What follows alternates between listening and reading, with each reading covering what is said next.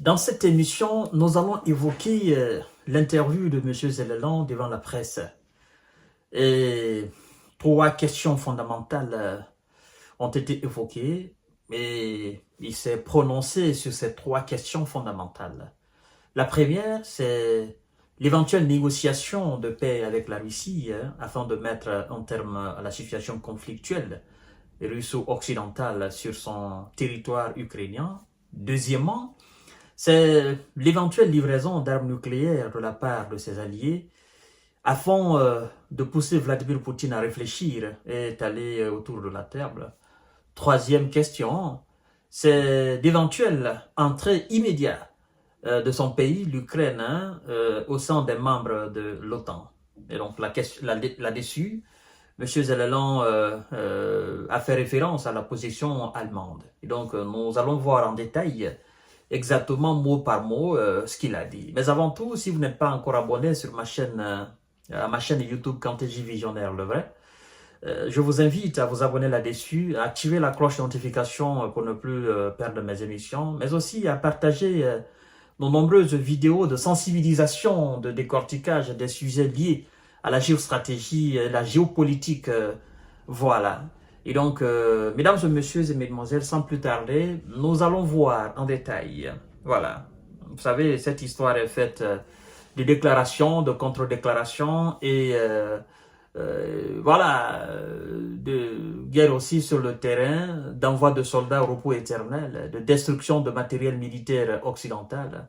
C'est tout ce qui nous pousse à nous intéresser à ce sujet-là.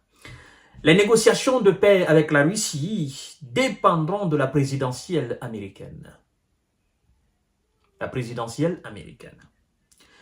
La possibilité d'entamer des négociations de paix avec la Russie dépendra du résultat du présidentiel américaine, prévu le 5 novembre là, a estimé le président ukrainien Volodymyr Zelensky. Il a dit, je cite, « À mon avis, cela dépend au premier ordre des élections aux États-Unis, a-t-il déclaré lors d'une rencontre lundi avec un groupe de journalistes dont l'agence France Presse qui était sous embargo jusqu'à mardi.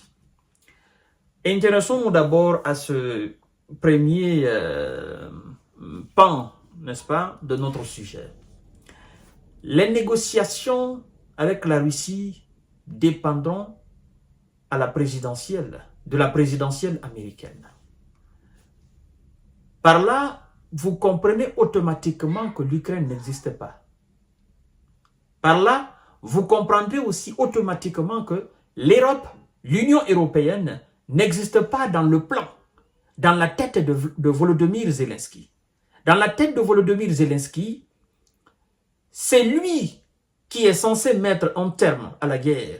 C'est lui qui est censé apporter la paix dans son pays. C'est lui qui le soutient. C'est lui qu'il considère. C'est lui qui fait de lui ce qu'il est aujourd'hui vis-à-vis de la Russie. Ce sont les États-Unis. Et donc, M. Zellelan est en train de préparer les esprits. Parce que de toutes les façons, il sait que Kamala Harris, la candidate démocrate, représentante des démocrates aux élections présidentielles, la probabilité pour qu'elle devienne présidente des États-Unis, autant pour moi, cette probabilité, elle est faible. Par rapport à sa position et à la politique, la ligne politique qu'elle veut suivre. Naturellement, elle n'a de référence que la politique des démocrates américains. Vous comprenez? Et donc, les Américains qui sont fatigués de la guerre, qui sont fatigués de financer, qui veulent mettre maintenant un terme à cette situation, pensez-vous que ces Américains iront voter pour Kamala Harris, qui a d'ailleurs déclaré dans son débat qu'elle va continuer de soutenir l'Ukraine, elle va continuer à armer l'Ukraine si elle venait à être élue présidente des États-Unis d'Amérique. De l'autre côté, le candidat des républicains, M. Donald Trump, dit carrément qu'il a besoin juste de 24 heures. Il dit d'ailleurs 24 heures c'est trop. Il est déclaré président des États-Unis avant qu'il ne remette le pied à la Maison Blanche, la question ukrainienne sera déjà réglée.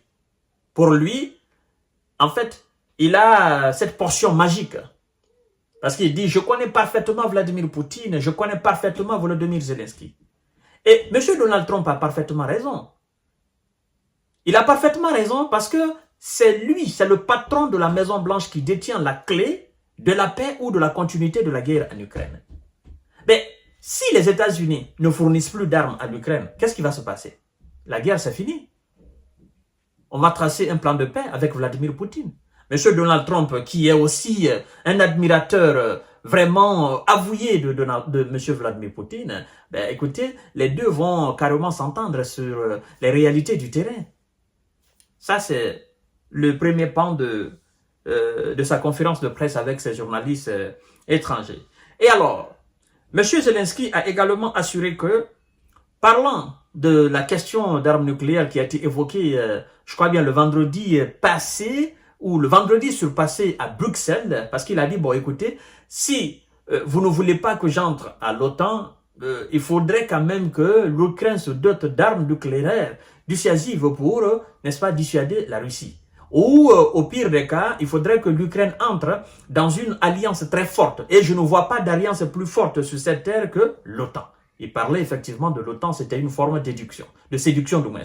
Alors, M. Zelensky, qui a été mis en garde par M. Vladimir Poutine, parce que Vladimir Poutine a carrément dit que cette déclaration est une nouvelle provocation de la part de M. Volodymyr Zelensky et ses alliés. Il a dit que une telle action accomplie aura une réponse proportionnelle, c'est-à-dire le déploiement d'armes nucléaires sur le territoire ukrainien. Il a d'abord dit l'Ukraine ne peut pas être dotée d'armes nucléaires. Puis il est allé plus loin pour dire une telle action accomplie sur le territoire ukrainien aura une réponse proportionnelle.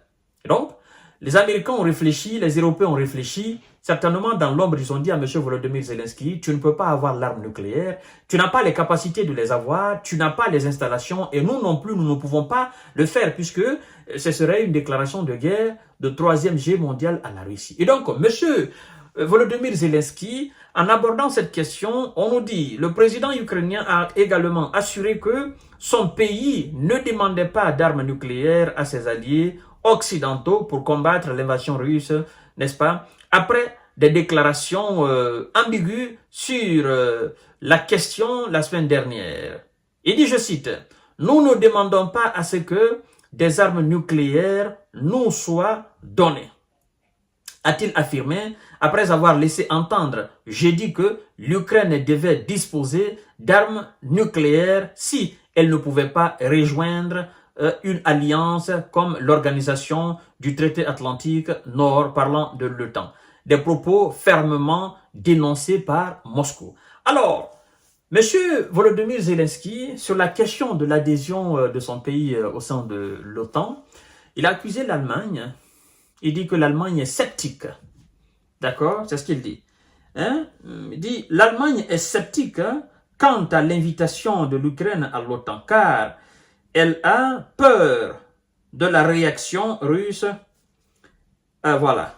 Donc, l'Allemagne est sceptique quant à l'invitation de l'Ukraine à l'OTAN, car elle a peur, n'est-ce pas? Elle a peur de la réaction de la Russie. Qui a peur? C'est l'Allemagne qui a peur de la réaction de la Russie. Monsieur Zelensky, laissez-moi vous dire que ce n'est pas de la peur. Ce n'est pas de la peur de la part de l'Allemagne. Et si vous dites que l'Allemagne est sceptique, ce n'est pas seulement l'Allemagne. Laissez-moi vous rafraîchir la mémoire. Parce que vous avez fait tellement de déclarations depuis 2022. Vos alliés ont fait tellement de déclarations. Le président américain Joe Biden, depuis 2022, il a fait tellement de déclarations que vous en oubliez. Mais je vais vous rappeler une interview de M. Biden. Je crois d'ailleurs il était avec des médias américains, où carrément on lui a posé la question sur l'éventuelle entrée de l'Ukraine dans l'OTAN. Biden a dit ceci. D'abord, il a dit non, d'un non catégorique. Il dit non, on ne peut pas accepter l'Ukraine dans l'OTAN dans de telles conditions. Sinon, ce serait déclarer la guerre à la Russie. Et si aujourd'hui nous évitons quelque chose, c'est d'entrer directement en guerre avec la Russie. Biden l'a dit. D'ailleurs, la plupart des médias occidentaux ont fait, notamment les médias français, ont fait des émissions là-dessus. Vous comprenez? Parce que Biden s'est posé sur quoi pour dire que ce serait une déclaration de guerre à la Russie? Vous savez que l'OTAN a été créée et mise en place. L'OTAN repose sur des articles. Il y a des lois. Donc, il y a un article de l'OTAN, je crois bien dans son article 4 ou 5, quelque chose comme ça là, il est dit, et je ne cesse de répéter toujours, il est dit que tout pays qui attaquera un pays membre de l'OTAN, tu auras affaire à tous les pays membres de l'OTAN, y compris les États-Unis.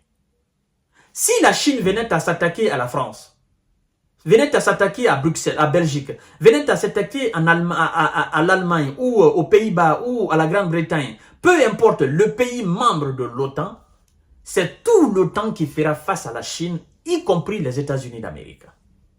Donc, les 50 et quelques pays que vous connaissez dans le monde là, l'OTAN et ses alliés, le Japon, la Corée du Sud, tous ceux qui sont alliés des États-Unis et effectivement alliés de l'OTAN.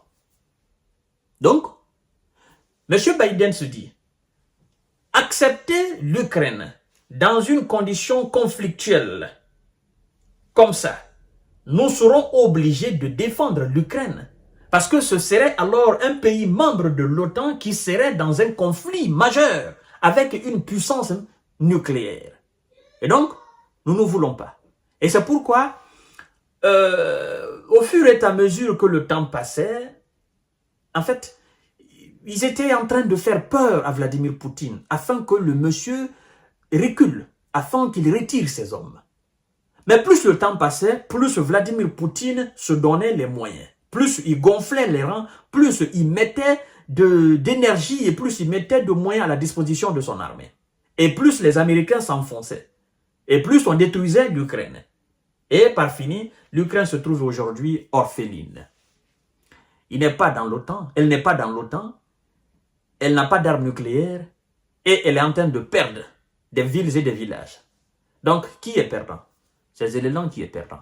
Mesdames et messieurs et mesdemoiselles, à un moment donné dans votre vie, quand on vous conseille, écoutez les conseils. Sinon, ce sont les conséquences de vos actes qui vont vous conseiller. Et ça ne rate pas. Les conséquences de nos actes qui nous conseillent, ce conseil-là, ça entre dans la matière grise et ça se repose calmement là-bas. Parce que ce sont les conséquences de nos actes posés. Ce sont les conséquences des actes de M. Zelensky, de sa naïveté, de sa naïveté qui sont en train aujourd'hui de le poursuivre. Le gars, il ne dort pas. Il est rongé par la cupidité. Il est rongé par la responsabilité, parce qu'il sait qu'il est responsable de tout ce qui se passe là en Ukraine. Je vous donne rendez-vous tout à l'heure.